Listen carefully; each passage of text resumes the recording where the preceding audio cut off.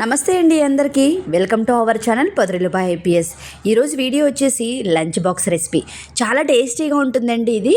Potato rice తప్పకుండా try చేయండి. ఇక్కడ కావాల్సినవన్నీ పెట్టాను నేను ప్లేట్లోకి. పుదీనా, కొత్తిమీర, అలాగే 3 స్పూన్ల పెరుగు, 1 స్పూను నిమ్మరసము, అల్లము, వెల్లుల్లి, పచ్చిమిర్చి ఇవన్నీ కూడా మిక్సీ జార్లోకి వేసుకొని మెత్తగా మిక్సీ పట్టుకోవాలి. చాలా టేస్టీగా ఉంటుందండి. అలాగే చాలా తొందరగా కూడా అయిపోతుంది ఈ రెసిపీ అనేది. మిక్సీ పట్టుకున్న తర్వాత స్టవ్ ఆన్ చేసుకొని కడాయి పెట్టుకొని ఆయిల్ వేసుకొని ఆయిల్ హీట్ అయిన తర్వాత బంగాళదుంపల్ని ఇలా క్యూబ్స్లా కట్ చేసుకోవాలండి. కట్ చేసుకొని వేసుకొని మీడియం ఫ్లేమ్ మీద బ్రౌన్ కలర్ వచ్చేంత వరకు ఫ్రై చేసుకోవాలి. మధ్య మధ్యలో కలుపుతూ ఉండాలండి.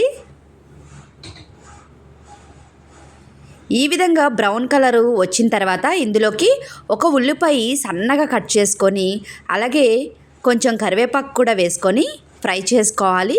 ఉల్లిపాయ మెత్తబడేంత వరకు.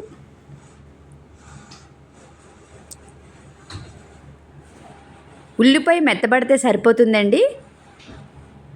అందులోకి మనం ముందుగా మిక్సీ పట్టుకున్న మిశ్రమాన్ని కూడా అందులోకి వేసుకొని బాగా కలుపుకొని రుచికి సరిపడా సాల్ట్ కూడా వేసుకొని బాగా కలుపుకోవాలి. కలుపుకున్న తర్వాత ఒక 2 నిమిషాలు మీడియం ఫ్లేమ్ మీద ఫ్రై చేసుకోవాలి. పచ్చివాసన పోయేంత వరకు ఫ్రై చేసుకోవాలి.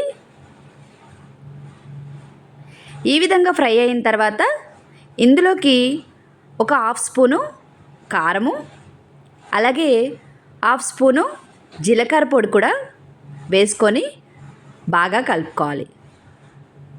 కలుపుకొని 1 నిమిషం పాటు చిన్న మంట మీద ఫ్రై చేసుకోవాలి.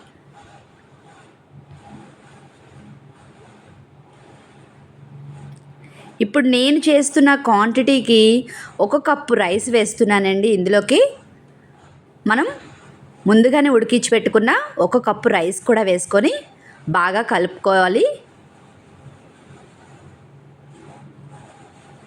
బాగా కలుపుకొని 1 నిమిషం పాటు అలా వదిలేసేయండి. 1 నిమిషం తర్వాత ఎంతో టేస్టీగా ఉండే పొటాటో రైస్ అనేది రెడీ అయిపోతుంది. స్టవ్ ఆఫ్ చేసుకోవడమే. మీరు ఒక్కసారి ఇలా చేసుకొని తిన్నారంటే మళ్ళీ మళ్ళీ ఇలాగే చేసుకొని తింటారు. అంత టేస్టీగా ఉంటుందండి. పిల్లలకు కూడా బాగా నచ్చుతుంది ఈ రెసిపీ అనేది. తప్పకుండా ట్రై చేస్తారు కదా. మరిన్ని వీడియోస్ కోసం please like, share and subscribe. Thank you.